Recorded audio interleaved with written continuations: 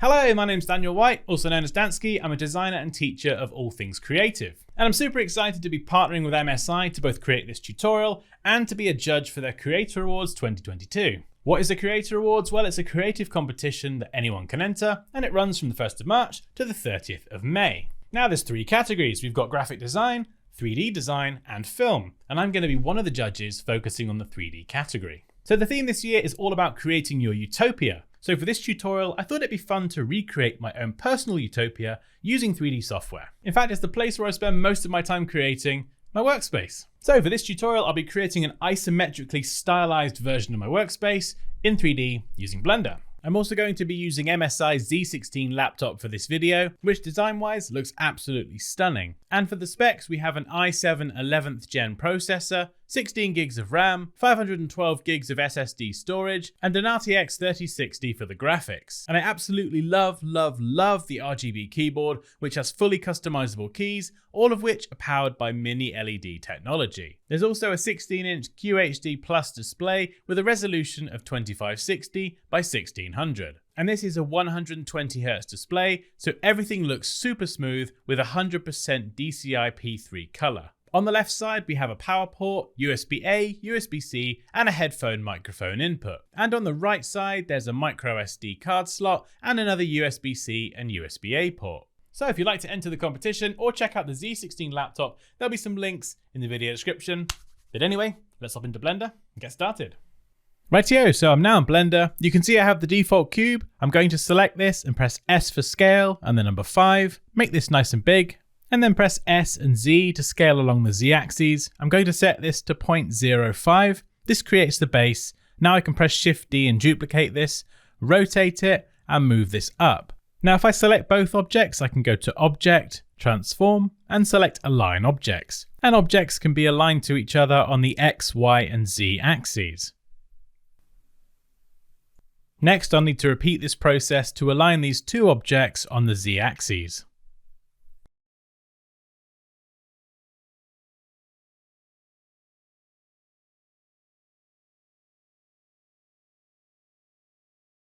Okay, all looking good. Now it's just a case of repeating those steps and doing the same thing for the other wall. There we go, perfect. Now if I hover up here, I can drag out another viewport. And then I'm going to select the default camera, go down to the object properties, and change the rotation on the X-axis to 54.7 and on the Z-axis 45. I can then click the camera icon, and you can see this doesn't look quite right. So let's go down to the camera settings and change this from perspective to orthographic. This essentially removes any perspective from our camera. And we can adjust the value here and it zooms in and out. And we can also adjust the shift on the X and Y axes to move this around. So you can see here, I'm setting up the isometric camera and I'm going to make sure that I position the final design in the center. Next, I'm going to select the right wall, tab into edit mode and press Ctrl R to add a loop cut. I'm going to keep this cut in the center. Press 3 for face select, and then E is the shortcut to extrude this out. Okay, one wall done, one to go. Let's tab out of edit mode and select the other wall. Tab into edit mode, and again press Ctrl R to add a loop cut. I'm going to add 2 this time, and then press 2 on the keyboard for edge select, hold Alt or Option and click on this line. This will select the whole line, and then you can press GG to move the entire edge. And I'm going to space these slightly further apart, and I'm going to create a window. So again, I'm going to add a horizontal loop cut this time and do the same thing. Then select the face where the window would be, press X and delete the faces. Next, I'm going to get nice and close, press 1 to select by vertex, select these 2 vertices here, and then press F to connect them. I need to do this all the way around the window.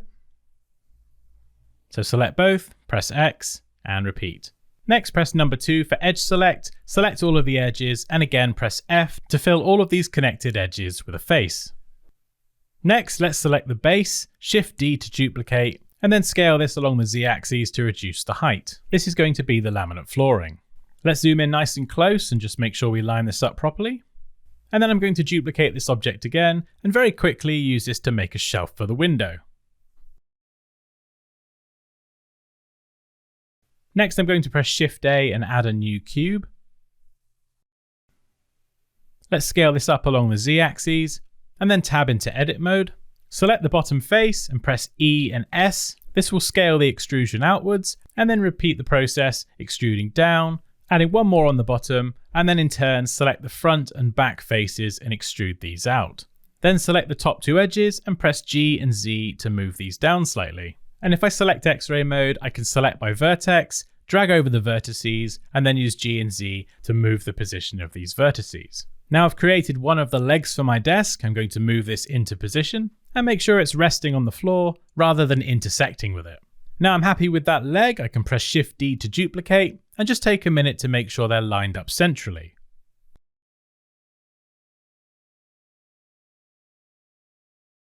Next, I'm going to repeat these same steps to create the desk work surface itself. I'm going to move this into position and then take a moment to make a few minor tweaks to the rest of the room.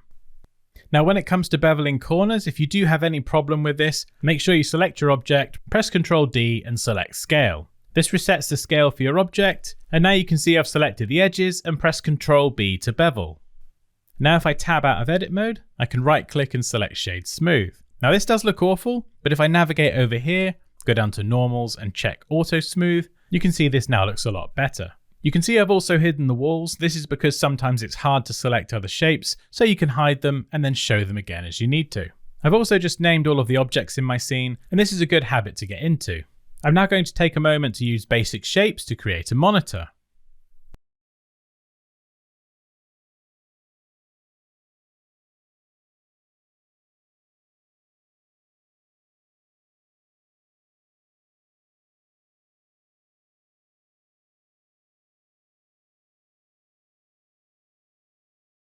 Again, just make sure everything rests on the desk, and then add some beveling to the base and the monitor itself. Now I'm going to use a few more basic shapes to create some speakers, literally just a cube and a couple of toruses. Toruses? Tori? Basically the donut shape. We'll make these different sizes and then inset them into the speaker.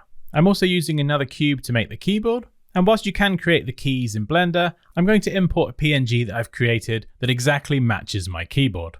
It also saves me a bit of time. Now, of course, I can't see this at the moment, so I'm going to switch over to Material Preview, and then I can see my PNG. And I'm now going to resize and reposition this, and then adjust the shape of the object to match. Now the keys are resting on top, I'm going to use a cube and a cylinder to recreate the rest of my keyboard. And you can see I'm also beveling the edges as well.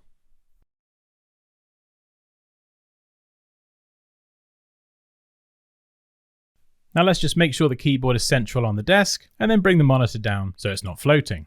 Now I'm going to resize some cubes to make some photos to go on the wall, 2 smaller frames up top, and then a bigger frame on the bottom. And again, I'm going to use a basic cube to create a window blind.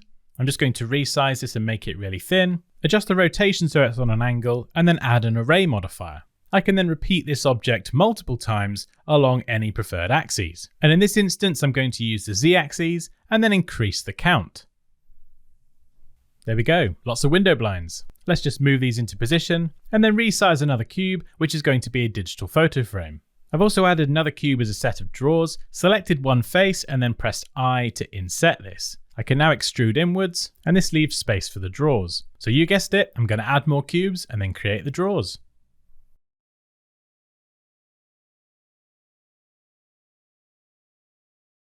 And conveniently, I forgot to include any kind of handle to open the drawers, so we'll just pretend that these are smart drawers controlled by an app or something. Yeah, that sounds good. We'll go with that. And I'm going to use that same technique now to create my desktop PC. And I'm also adding an extra object here, which is the glass panel to go on the side. And because I do have some LED lights on the inside, I'm going to add a couple of graphics cards. Let's pop those in there, and then these are going to emit some light. Now that's done, let's get this into the scene and line everything up. I'm also going to model a DSLR camera and a couple of lenses to go on the drawer here, and this is using many of the basic modeling techniques that we've covered already.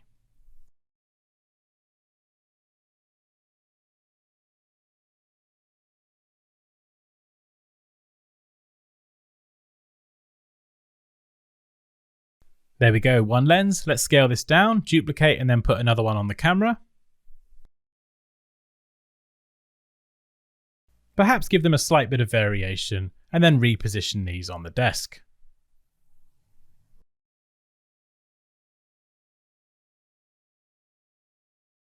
Okay, now it's time for the nanoleaf lighting on the wall. So let's create a cone. Set the vertices to 3.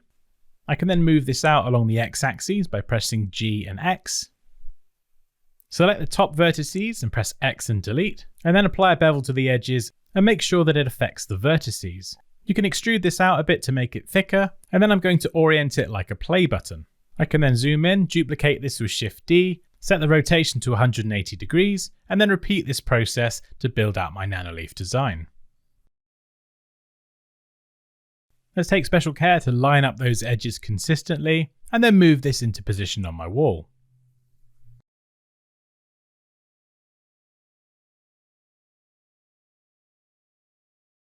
I'm also going to duplicate the speaker to the other side of the desk, and then resize a basic cube into a mouse. I'm going to do this by adding a subdivision surface and increasing the count. This modifier subdivides the surface, adding more geometry, and you can see it's rounded the edges of the mouse quite nicely.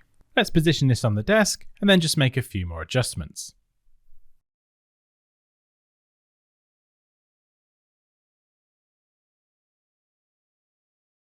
I'm also going to add another basic cube and use this to create a smartphone.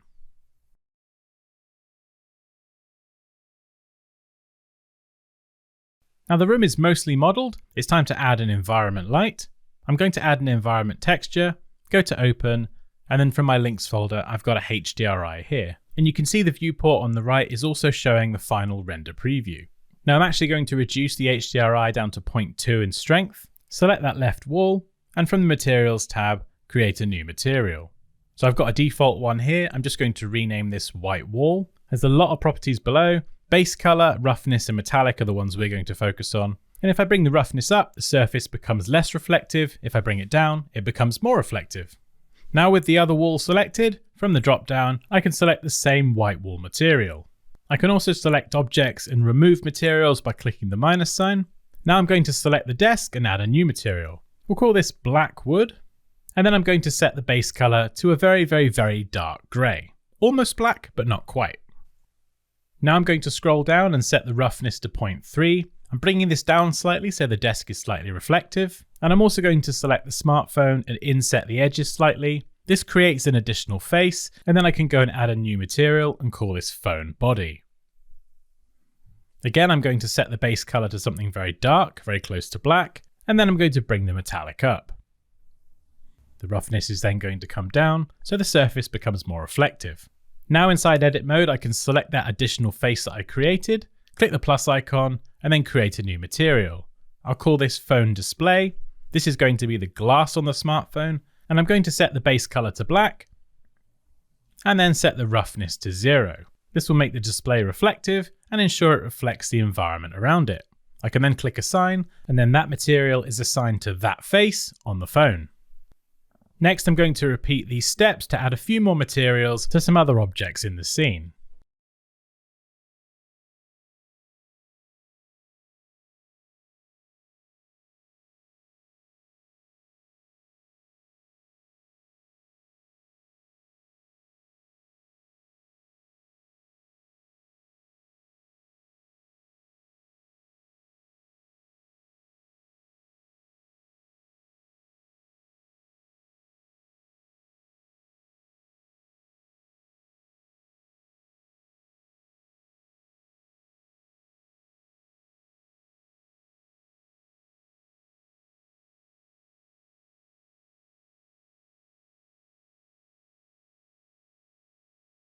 Next, for the laminate flooring, I'm going to switch to the shading workspace. With the floor selected, I'm going to add a new material, and I'm going to call this wood floor.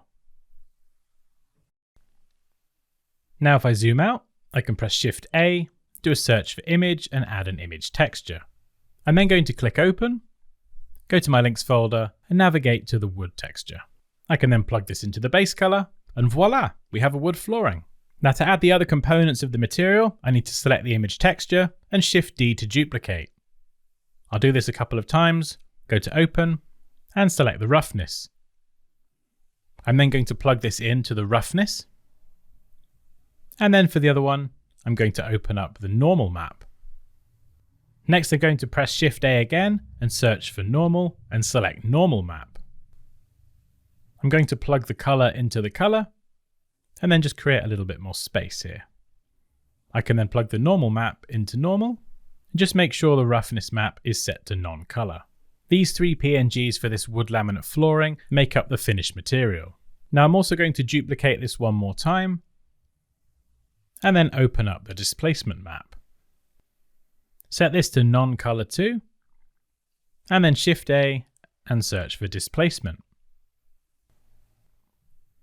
Plug the color into the height, and then plug displacement into displacement on the material output.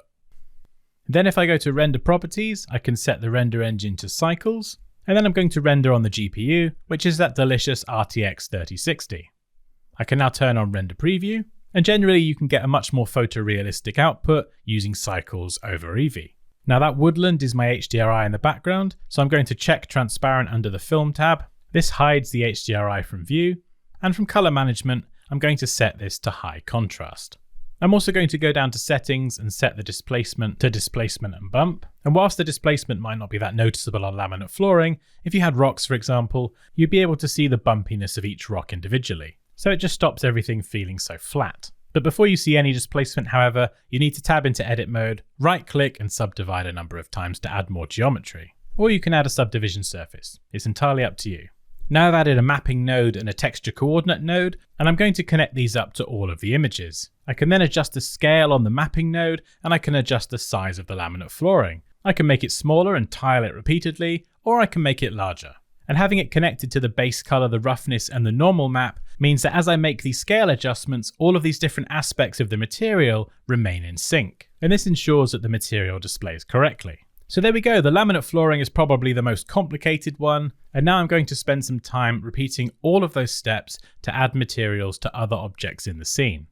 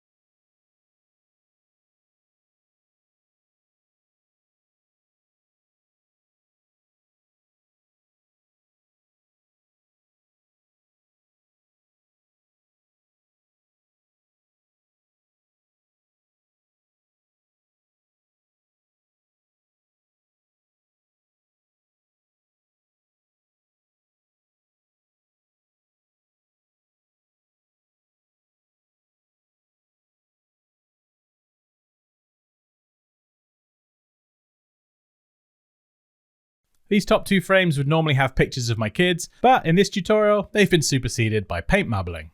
Sorry boys.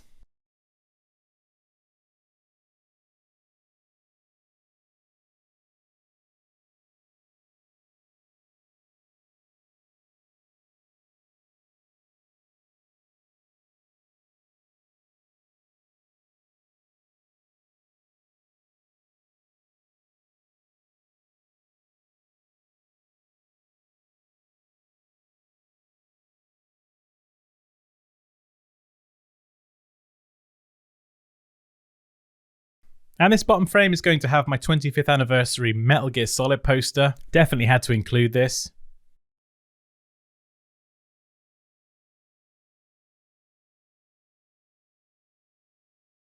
So those are a lot of the basic materials. Now I'm going to select one part of the nanoleaf, add a new material, and call this Light Panel 1. And from the drop down, I'm going to change Principled BSDF to Emission. I'm then going to pick a color. We'll go with a light blue. And I'm then going to crank up the strength. This is going to cause this object to emit this color as a light source. And I'm just going to experiment with these settings to try and find something that looks good. So that's looking pretty cool. I'm going to select the next one along. And from the drop down, I'm going to select that same material. However, I'm now going to duplicate this and change the name of this material to Light Panel 2.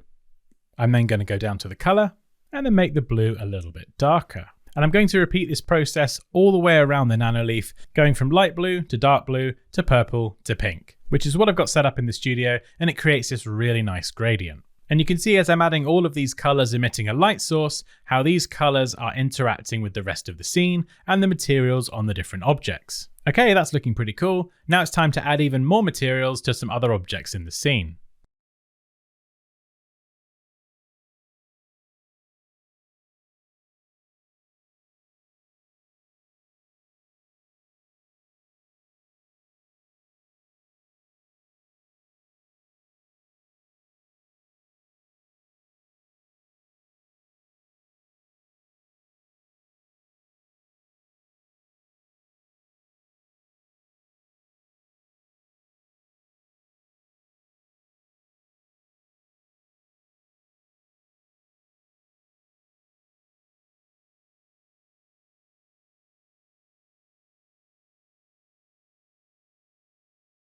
And of course I had to include my entry for Benny's Spooky Edit War somewhere, front and center on the monitor, and on the display itself I'm also going to change the material shader to emission, and this is going to cause the display to emit light, just like a real monitor. Okay, let's make a few more minor tweaks to the design.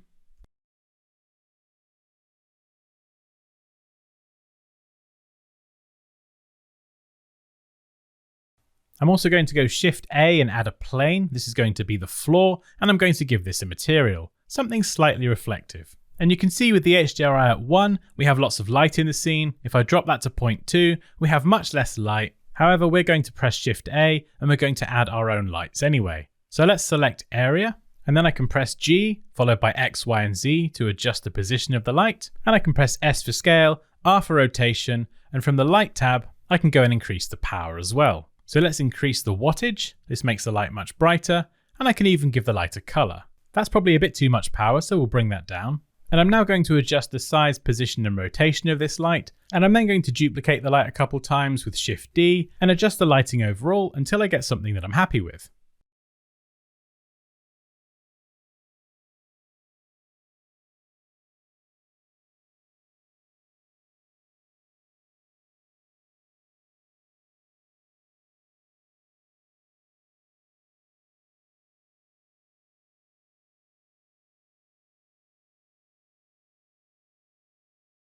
Now it was at this point I realized the entire room was floating, and so I'm going to select the plane and just move this up. And this is why I love working with a split viewport, because I can make those changes on the left and see the final render preview updated in real time on the right.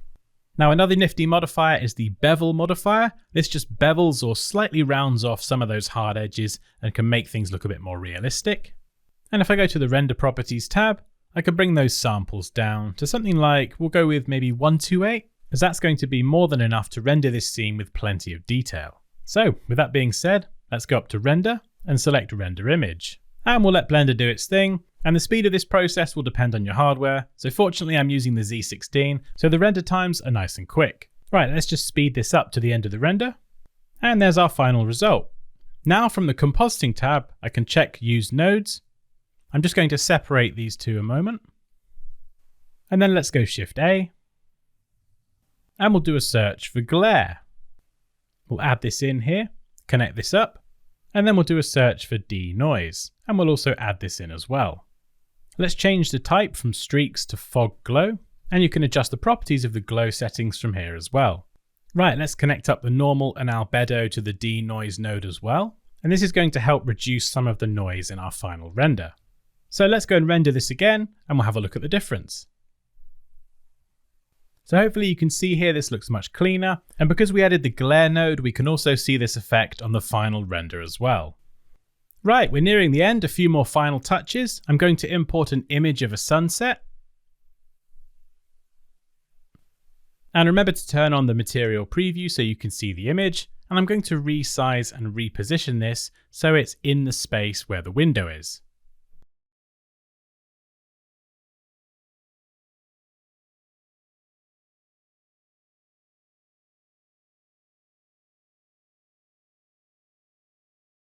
And let's just check from the side too, just to make sure this image lines up with the outer wall. Now from the shading tab, I'm also going to change this to an emission shader, just so it's emitting light as if this beautiful sunset was outside the window. And from the object properties, I can also control if the sunset itself is visible and how this interacts with other objects in the scene. For example, I can actually hide the photo of the sunset, but still have it emit light into the scene.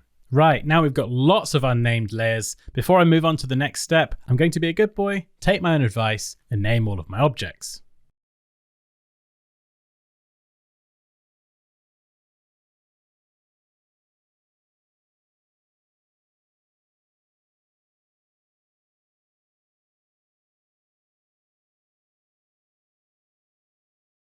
Now, because I'm going to animate the entire scene in a moment, naming all of these objects was especially important. As you can see, I'm just reorganizing all of my objects in my collections, and I'm separating the lights in the cameras from the physical objects in the scene. So what I'm doing now is I'm hiding the floor that everything rests upon, selecting everything, showing the floor again, and selecting the floor last. Now I can press Ctrl P, and I can parent all of those objects to the floor. And you can see all of these relationship lines appear, and if I now move the floor, all of the objects that are parented to it move with it.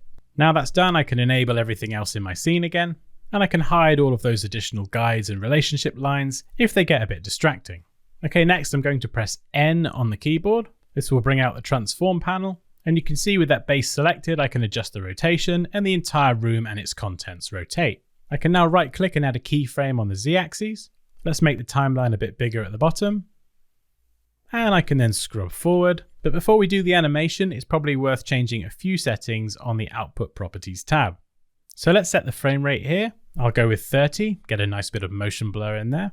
We can set the end frame. So if the end frame is 300 at 30 frames a second, this is going to be a 10-second animation. So as I'm scrubbing along the timeline, every 30 frames is 1 second's worth of animation. So let's scrub all the way to the end to frame 300.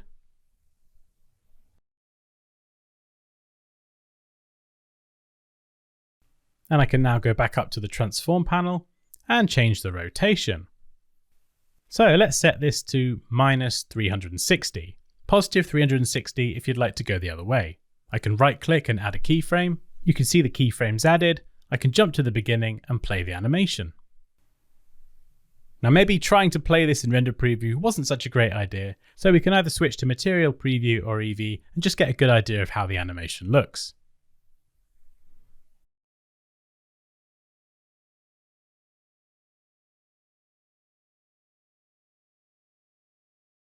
There we go, that looks pretty good, and it wants to carry on and loop the animation. You can see there's a little bit of easing there. At the start and the end, it speeds up and slows down. Now because I want this to loop seamlessly, we need to remove that. So if we go back to the beginning, with both keyframes selected, I can right click one of them, and there's plenty of options here to choose from, but I'm going to set the interpolation mode to linear. Now let's jump back to the beginning and play this again.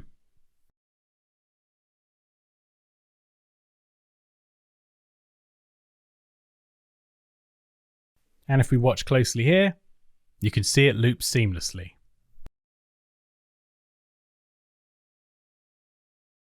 So if we go back to the render settings, we can turn on motion blur.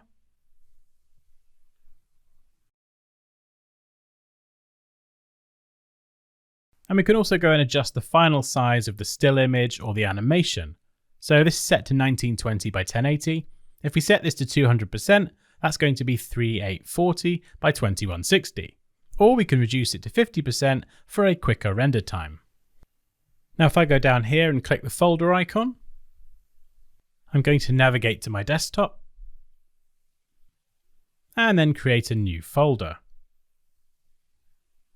You can give this folder any name you like. And then select this and click accept. This is going to be the output location for either your still image or your animation. Now you can see it's set to PNG at the moment, but we can also set this to video. And if we expand the drop down for encoding, we get a bunch of different settings. So let's go with MPEG 4. We can choose the codec, we can increase the quality, and tweak a few other settings here. And once that's all set up, go up to render, and select render animation. And of course I've sped this up, but Blender will proceed to render 300 still images as a video file. Or you can render them as 300 PNG images and then re-import them back into Blender or something like Premiere Pro as an image sequence. And once that's all done, you end up with something that looks like this. And if you want to go a step further, you can export this video 3 times with 3 different lighting setups. One daytime, one sunset, and one at night. And then you can blend them together using Blender, or you can use video editing software like Premiere Pro. And you can also get creative with your animation and create something that looks like this.